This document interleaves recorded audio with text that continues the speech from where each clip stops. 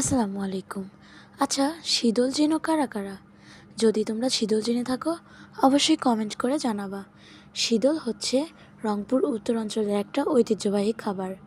এই তো আমি আজকে সেই শীতলের রেসিপিটা রান্না করব।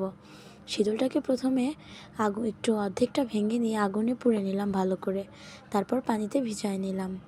ভিজিয়ে সুন্দর করে পরিষ্কার করে এটাকে ধুয়ে নিতে হবে। আর তারপর একটা কালো কুচকুচো কড়াই নিয়ে নিছি, পর্যাপ্ত তেল দিয়ে দিলাম, তারপর পেঁয়াজ, দুইটা তেজপাতা দিয়ে দিচ্ছি, তারপর এই তো আদা রসুন বাটা, গরম মশলা, মরিচের গুঁড়া, হলুদ, লবণ, যা যা মশলা লাগে সব কিছু একখানে করে নিয়েছি। সাথে একটু পানি মিক্স করে নিলাম যাতে মশলাটা আমার গলতে সুবিধা হয়, মানে কষাইতে সুবিধা হয় আর কি। যাই হোক, আমার কথায় ভুল থাকলে প্লিজ ক্ষমার নজরে দেখবা, আর আমাকে একটা লাইক দিয়ে পাশে থাকবা, ওকে?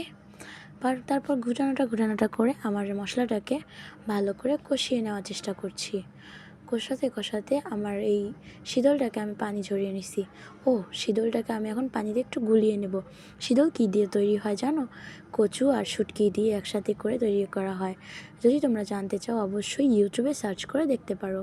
আমার মশলাটা প্রায় কিছুটা হলেও কষানো প্রায় অনেকটা শেষের দিকে। এখন আমি শীতলটার মধ্যে দিয়ে দেবো। শীতলটা কচু দেওয়ার কারণে কালো হয়ে যায়, কিন্তু খেতে অনেক মজা হয়।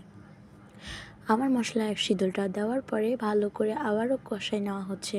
কষাতে কষাতে এক পর্যায়ে আমি এর মধ্যে আলু মিক্স করব, মানে আলু আর বেগুন দিয়ে আজকে শীতলটা আমি রান্না করব। আমি এখনও কষাচ্ছিলাম, এই তো আমি আলুটাও দিয়ে দিচ্ছি।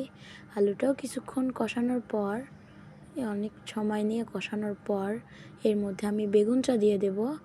বেগুন দেওয়ার পরে এটাকে ভালো করে সুন্দর করে কষাতে কষাতে একদম ভাজা ভাজা করে ফেলবো।